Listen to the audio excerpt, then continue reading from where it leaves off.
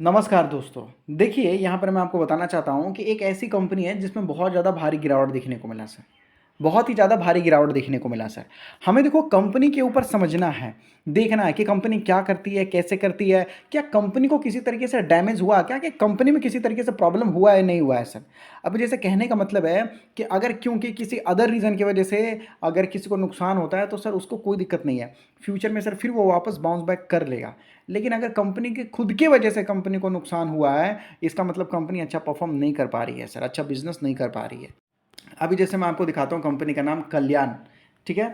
कल्याण jewellery अगर आप देखोगे तो पिछले 6 महीने में सर या 1 साल में अगर हम देख लेते हैं तो इसमें लगभग बहुत ज़्यादा आपको प्रॉब्लम देखने को मिला होगा सर।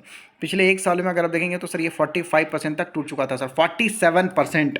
अब आप सोचिए किसी स्टॉक्स में 47% तक का गिरावट देखने को मिला, या तो कुछ गड़बड़ होगा सर, या तो कुछ बहुत मतलब दिक्कत वाली बात होगा सर। तो लोग यहाँ पर क्या करेंगे, इग्नोर करना स्टार्ट कर देंगे सर ऐसी कंपनी को। कंपनी अच्छा नहीं है, 50% गिर गया, ये हो गया, वो हो गया, है कि नहीं सर। तो देखिए मैं आपको बोलूँगा कि सर हमें गिरावट देख के डरना नहीं है सर, गिरावट देख के हमें अपॉर्चुनिटी समझना है।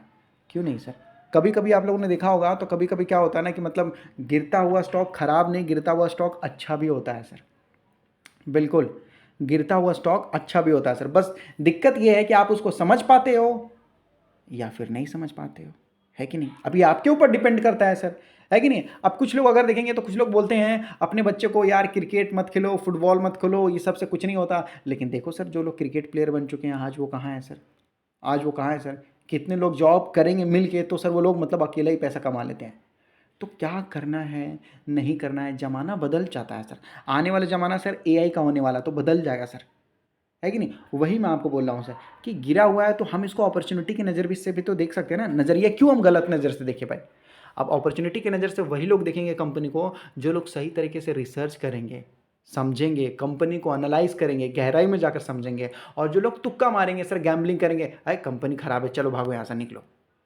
अगर आप देखोगे तो स्टॉक्स में सर गिरावट देखने को मिला था यहाँ पर, लगभग वही जो मैंने आपको अभी गिरावट दिखाया ना सर। तो वो 37% 40% तक का गिरावट देखने को मिला था, क्योंकि बोला जा रहा था प्रॉफिट बुकिंग के कारण, टेक्निकल चार्ट पैटर्न के कारण, और लगभग बेरिश ट्रेंड था सर। ये सारे वो रीजन थे जिसकी वजह से गिरावट देखने को मिला। और गिरावट देखने को मिला तो बहुत सारे लोगों ने सर प्रॉफिट बुक किया सर यहाँ पर, ठीक है। तो यहाँ पर कंपनी ने बोला कि देखो भाई, डिस्पाइट यहाँ देख सकते हो डिक्लाइन, द कंपनी बोला जा रहा है 33% रेवेन्यू इंक्रीज हुआ सर, 250 करोड़, सॉरी करोड़ मैंने बोल दिया, 250 बिलियन आपको बताया गया सर। उसके साथ साथ क्या कल्याण ज्वेलरी ने ये भी बोला कि हम अपने डेट को भी रिड्यूस करेंगे, जो कि 300 करोड़ के आजू बाजू है फाइनेंशियल ईयर 2025 में। तो ये अच्छी खबर है ना, हाँ अच्छी खबर है। लेकिन लोग क्या देखेंगे, अरे यार स्टॉक गिर गया। सर स्टॉक गिरा ये एक कॉमन रीज़न है, ज़रूरी नहीं है कि मतलब स्टॉक गिर गया तो खराब है।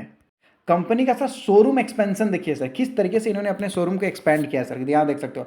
पास्ट 10 ईयर्स में कंपनी बोला जा रहा है, यहाँ देख सकते हो 2015 में बताया जा रहा है कल्याण ज्वेलरी ने कितना था, ऑपरेटेड अप्रोक्सीमेटली 77 शोरूम सर, कितना 77 शोरूम था सर कंपनी के। बताया जा रहा है 2020 तक, यहाँ देख सकते हो कितना बढ़ गया सर, 137 शोरूम हो चुके थे सर, 137 सर। पास्ट 5 ईयर में देखोगे 2020 के बाद आपको बताया जा रहा है कंपनी एड 137 शोरूम, हाँ वो तो ठीक है। 2025 में अगर आप देखोगे तो सर कल्याण ज्वेलरी के कितने शोरूम ऐसे बताया जा रहा है, एक्सपेंडेड टू 351 शोरूम आपको बताया जा रहा है सर। कंपनी यहाँ पर आपको बताया जा रहा है सर। इस तरीके से लगभग जो है सर कंपनी ने बड़े बड़े कदम उठाए। तो ये लोग जब शोरूम वगैरह बनाते हैं ना सर, तो वहाँ पर बहुत सारे मॉडल वगैरह होते हैं, तरीके होते हैं। अब जैसे कि कहने का मतलब होता है बिजनेस मॉडल होता है ऑपरेट करने का, कोको, फोफो, इस तरीके से होता है सर। कोको मॉडल होता है, फोको मॉडल होता है। अब इसमें होता है, कहने का मतलब होता है कि जैसे कुछ कुछ मैं आपको बता देता हूँ सर। जैसे होता है ना कि अभी मान लीजिए मैंने एक शोरूम लिया, अब उसमें सर रेंट देना पड़ेगा ना, 10 लाख 20 लाख का रेंट देना पड़ेगा सर मिनिमम तो। और सिक्योरिटी डिपॉजिट सर कम से कम 30 से 40 लाख का मांगेंगे सर। और उतना में अगर हमारा सेल्स नहीं हुआ तब तो हम दिक्कत में फंस जाएंगे सर। और उसमें ये इन्वेंट्री वगैरह भी लगाना पड़ा, सॉरी इन्वेंट्री में बोल रहा हूँ सर, उसमें मतलब बहुत सारे और खर्चे लग जाते हैं सर वहाँ पर। अदर खर्चा वहाँ पर आपको देखने को मिलेगा सर। तो वो सारी चीज़ें हो जाता है। तो वो लोग बोलते हैं कि देखो भाई तुम अपना शोरूम मुझे दे दो फ्री में। कंपनी वाली बोलती है, कंपनी बोलती है, ठीक है, एलटीडी कंपनी बोलती है कि देखो भाई तुम अपना शोरूम दे दो मुझे फ्री में। आप शोरूम वाला बोलेगा हाँ फ्री में दे दूँ, ऐसा थोड़ी होता है। तो कंपनी वाला बोलता है कि देखो भाई तुम रेंट पर मत दो, बिजनेस पार्टनर बन जाओ। तो वो सोचता बिजनेस पार्टनर, हाँ। तो कंपनी बोलेगा कि तुम कितना लोगे, तो बोलेगा भाई मैं 10 लाख रुपए लूँगा भाड़ा। तो बोलेगा नहीं नहीं मैं 10 नहीं मैं 20 दूंगा। तो वो खुश हो जाता, 20, तो खुश हो जाता, बोलता हाँ हाँ कैसे मिलेगा 20। तो कंपनी बोलती है देखो भाई साहब हम यहाँ पर अपना दुकान खोलेंगे, जितना प्रॉफिट होगा उस सेल्स का मैं आपको 1%, 2%, 3% कंपनी डिसाइड करती है, वो मैं आपको दूंगा सर।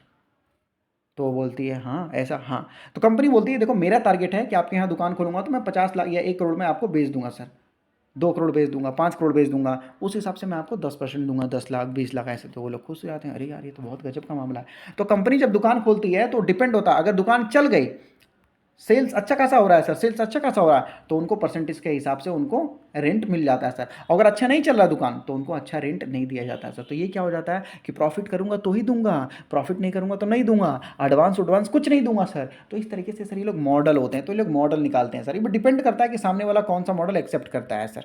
और कुछ ऐसे भी मॉडल होते हैं कि भाई सामने वाला दुकानदार जो है वो आदमी सब लेके वो सब चलाएगा, फ्रेंचाइजीज टाइप का। कुछ ऐसे भी मॉडल होते हैं कि तुम केवल दुकान दो दो, बाकी सारा कंपनी ऑपरेट करेगी, ऐसा भी होता है सर।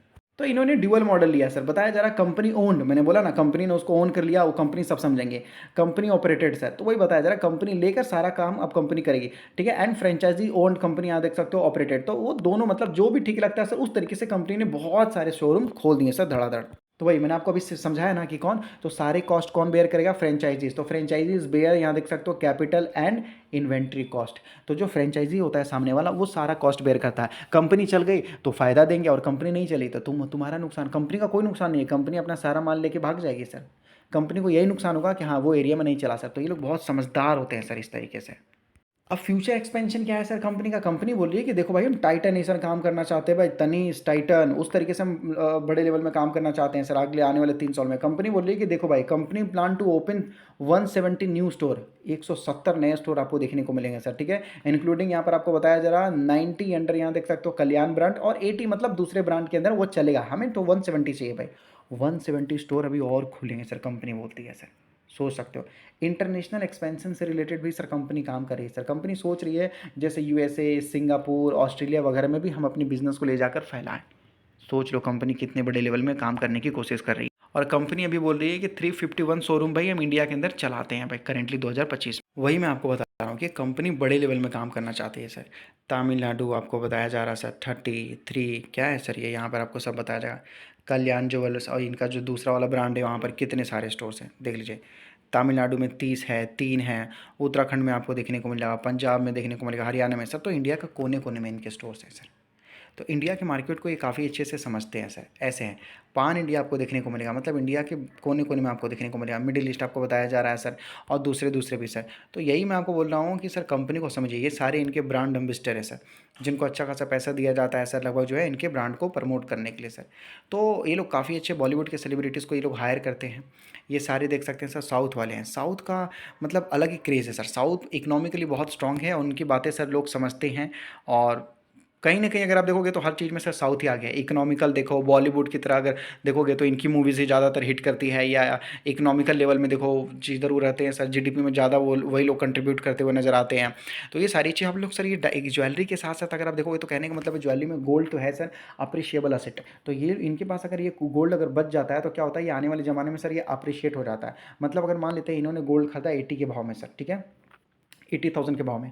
अब गोल्ड हो गया सर 1 लाख का, तो 20% का तो इनको ऐसे ही बेनिफिट हो जाता है सर, रखे रखे, है कि नहीं। हम लोग कोई सामान खरीदते हैं तो क्या होता है, डिप्रिसिएट हो जाता है सर। 80,000 का सामान क्या हो जाता है सर, 60,000 का हो जाता है, लेकिन इनको अप्रिशिएशन मिलता है सर, 1 लाख का हो जाता है सर, है कि नहीं है। 1 लाख का हो जाता है सर, मेकिंग चार्जेस वगैरह सब मिला देते हैं तो सर बहुत मोटा पैसा कमा लेते हैं सर। तो ये अप्रिशिएबल असेट है सर, इस वजह से इनको कोई डर नहीं है। अब गोल्ड तो हो गया सर, गोल्ड के साथ साथ डायमंड। डायमंड अगर आप देखोगे तो डायमंड का डिमांड भी बहुत ज़्यादा अब इंडिया के अंदर बढ़ रहा है सर। लोग गोल्ड खरीद लेते हैं ना, तो गोल्ड के बाद बोलते हैं सर नहीं नहीं नहीं सर अब डायमंड चाहिए सर, अब डायमंड चाहिए सर। लोग नॉर्मल मोबाइल खरीदते हैं ना तो सर उनके बाद वो लोग डिमांड करते हैं कि अब एप्पल चाहिए। उसी तरीके से सर अब ज़माना और चीज़ें बदलने वाला है सर, ज्वेलरी मार्केट पूरी तरीके से बदलने वाला है। तो समझिए कंपनी को समझिए, इग्नोर करने से कुछ नहीं होगा कि आपको लगेगा स्टॉक गिर गया तो ख़राब है, ऐसा कुछ नहीं होता सर, ऐसा कुछ नहीं होता मेरे हिसाब से। रिसर्च कीजिए और कुछ मत कीजिए सर। ज्वेलरी का डिमांड बहुत है इंडिया के अंदर, बहुत ही ज़्यादा है सर।